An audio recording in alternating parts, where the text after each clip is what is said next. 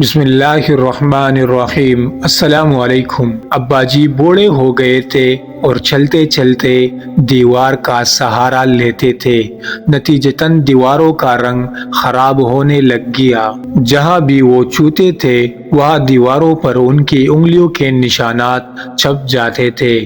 میری بیوی کو جب پتہ چلا تو وہ اکثر گندی نظر آنے والی دیواروں کے بارے میں مجھ سے شکایت کرتی۔ ایک دن سر میں درد ہو رہا تھا تو ابا جی نے سر پر تیل کی مالش کی تو چلتے ہوئے دیواروں پر تیل کے داغ بن گئے۔ یہ دیکھ کر میری بیوی چیخ اٹھی اور میں نے بھی غصے میں اپنے والد کو ڈانٹ دیا اور ان سے بدتمیزی سے بات کی۔ انہیں مشورہ دیا کہ چلتے وقت دیواروں کو ہاتھ نہ لگائے۔ وہ بہت غمگین نظر آئے۔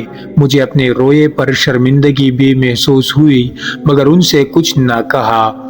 ابا جی نے چلتے ہوئے دیوار کو پکڑنا چھوڑ دیا اور ایک دن وہ گر پڑے اور بستر سے جا لگے جو ان کے لیے بستر مرگ بن گیا اور کچھ ہی دنوں میں ہم سے رخصت ہو گئے۔ میں نے اپنے دل میں احساس جرم محسوس کیا اور میں ان کے تاثرات کو کبھی فراموش نہیں کر سکتا تھا اور اس کے فوراً بعد اپنے آپ کو ان کی موت کے لیے خود کو معاف نہیں کر پاتا ہوں۔ کچھ دیر بعد ہم اپنے گھر کو پینٹ کروانا چاہتے تھے۔ جب پینٹر آئے تو میرا بیٹا جو اپنے دادا سے پیار کرتا تھا نے مسوروں کو دادا کے انگلیوں کے نشانات صاف کرنے اور ان علاقوں کو پینٹ کرنے کی اجازت نہیں دی۔ پینٹر بہت اچھے اور جدت پسند تھے۔ انہوں نے اسے یقین دلایا کہ وہ میرے والد کے فنگر پرنٹس ہینڈ پرنٹس کو نہیں ہٹائیں گے بلکہ ان نشانات کے گرد ایک خوبصورت دائرہ بنائیں گے اور ایک منفرد ڈیزائن بنائیں گے۔ اس کے بعد یہ سلسلہ جاری رہا اور وہ پرنٹس ہمارے گھر کا حصہ بن گئے۔ ہمارے گھر آنے والے ہر فرد نے ہمارے منفرد ڈیزائن کی تعریف کی۔ وقت کے ساتھ ساتھ میں بھی بوڑھا ہوتا گیا۔ اب مجھے چلنے کے لیے دیوار کے سہارے کی ضرورت تھی۔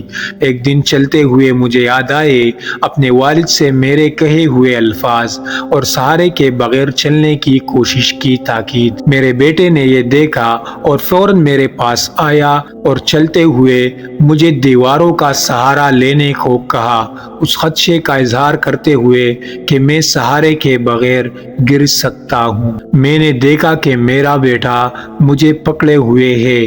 میری پوتی فوراً آگے آئی اور پیار سے میرا ہاتھ اپنے کندھے پر رکھ کر سہارا دیا۔ میں تقریباً خاموشی سے رونے لگا۔ اگر میں نے اپنے والد کے لیے بھی یہی کیا ہوتا تو زیادہ دیر تک زندہ رہتے۔ میری پوتی نے مجھے ساتھ لیا اور صوفے پر بٹھایا۔ پھر اس نے مجھے دکھانے کے لیے اپنی ڈرائنگ بک نکالی۔ اس کی استانی نے اس کی ڈرائنگ کی تعریف کی تھی اور اس کو بہترین ریمارکس دیے تھے۔ خاکے دیواروں پر میرے والد کے ہاتھ کے نشان کا تھا۔ اس کے ریمارکس تھے، کاش ہر بچہ بڑوں سے اسی طرح پیار کرے۔ میں اپنے کمرے میں واپس آیا اور اپنے والد سے معافی مانگتے ہوئے رونے لگا جو اب نہیں تھے۔ ہم بھی وقت کے ساتھ ساتھ بوڑھے ہو جاتے ہیں۔ آئیے اپنے بڑوں کا خیال رکھیں اور اپنے بچوں کو بھی یہی سکھائیے۔ اپنے گھر والوں کو بھی بتائے کہ یہ بزرگ قیمتی ہوتے ہیں، دیواریں اور چیزیں نہیں۔ پیارے دوستو، مزید ایسی واقعات اور قصص الانبیاء کے لیے چینل کو ضرور سبسکرائب کریں۔